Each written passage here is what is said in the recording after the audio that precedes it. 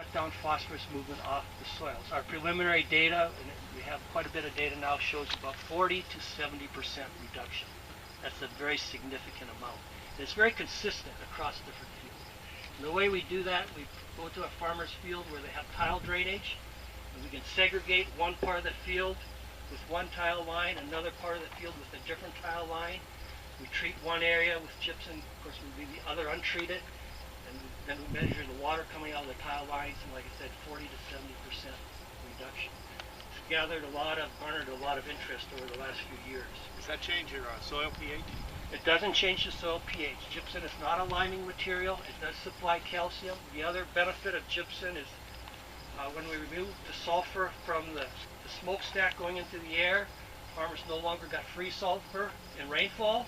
You need it, yeah. And you need sulfur. It's also a macronutrient. And so farmers are more and more beginning to see nutrient deficiencies related to sulfur. So gypsum is also supplying that sulfur in addition to the calcium and the phosphorus issue. So those are some of the things. Yeah, there's a little table here.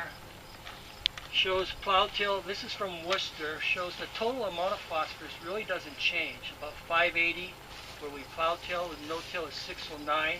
But you see the reactive phosphorus, the available P is 45 parts per million, where we plow till 160 parts per million in that really surface layer of the no-till.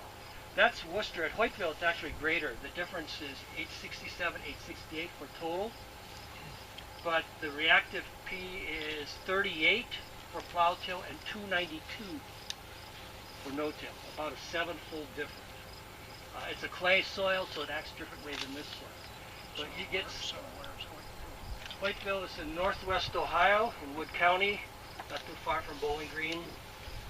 Go up 77, 75. So it's right in the heart of the Maumee Valley. Right in the middle of Maumee, Lake Erie Basin.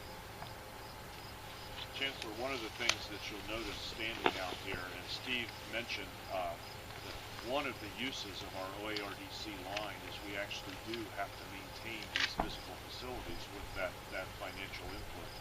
And a lot of our laboratories look suspiciously like fields and barns. It's a little different capital input required both to build and to maintain than a classroom that's used 16 hours a day for classes. It requires a little special management, and it does require a stable funding stream to make sure that we have that in place. But you heard Warren talk about the fact that